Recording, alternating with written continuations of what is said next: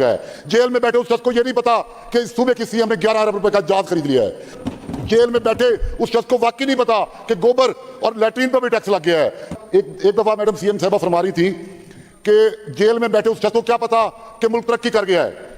वाकई उस जेल में बैठे उस शख्स को नहीं पता कि पेट्रोल डीजल 150 से 300 का हो गया है। जनाब स्पीकर, जेल में बैठे उस शख्स को यह नहीं पता कि पीरा फोर्स बदतमीज फोर्स बन गई है। वाकई नहीं पता कि ये मुल्क अब लुटेरों के हाथ में आ गया है। तो वहां के लोगों के लिए इस बजट में 13,240 रुपए फीकस है और हमारे जनूबी पंजाब के 11 अजला के लिए 5 करोड़ 20 लाख लोगों के लिए सिर्फ और सिर्फ ये 60 रुपए हैं। ये 60 रुपए मैं आपकी वसात से इस हुकूमत के मुंह पे मारता हूं। हमें नहीं चाहिए ये भीख, हमें चाहिए हमारा हक, और वो है जनूबी पंजाब, अलग हमारा सूबा। हम बताएंगे कि सूबे कैसे चलते हैं।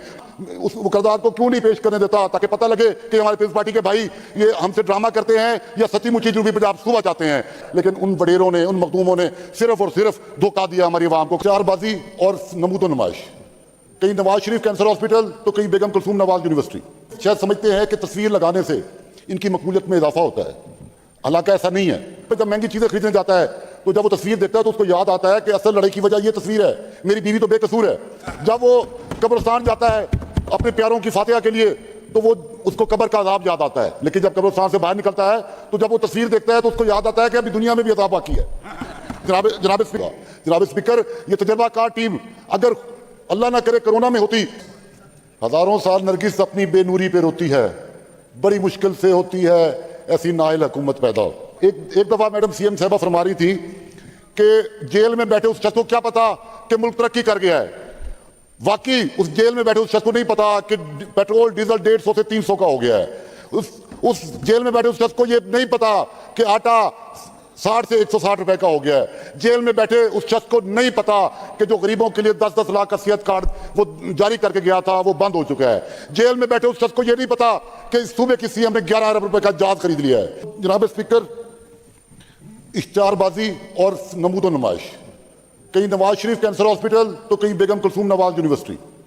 जनाब स्पीकर, मैं इनको याद दिलाता चलूं कि ये शायद समझते हैं कि तस्वीर लगाने से इनकी मकबूलियत में इजाफा होता है, हालांकि ऐसा नहीं है। आप अगर अवाम में जाएं तो उल्टा, जब कोई शख्स महंगाई से तंग आकर अपनी घर में अपनी बीवी से लड़ के बाहर निकलता है तो किराना की दुकान पर जब महंगी चीजें खरीदने जाता है तो जब वो तस्वीर देखता है तो उसको याद आता है कि असल लड़ाई की वजह ये तस्वीर है।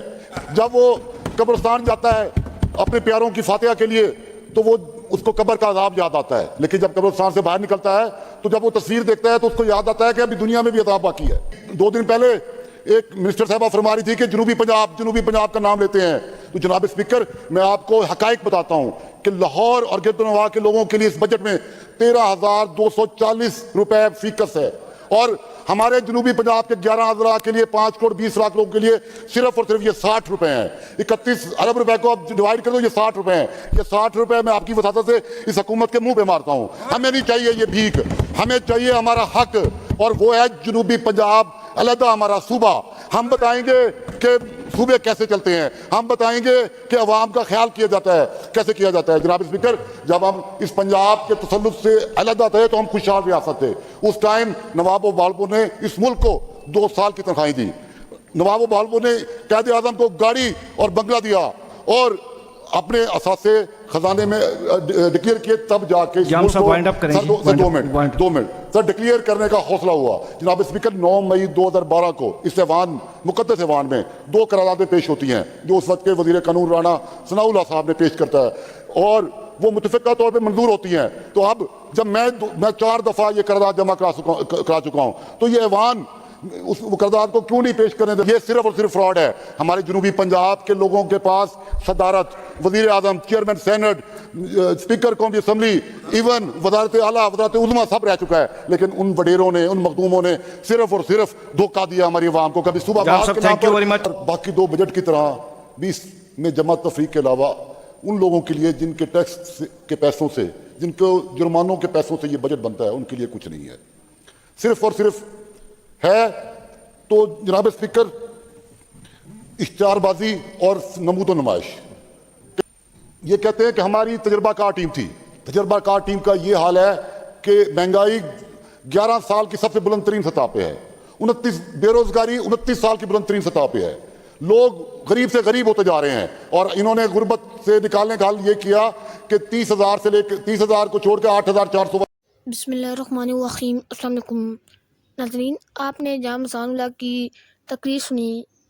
پنجاب اسمبلی کے اجلاس میں پاکستان تحریک انصاف کے رکن جامع ثناء پر اظہار خیال کرتے ہوئے حکومت کو سخت تنقید کا نشانہ بنایا۔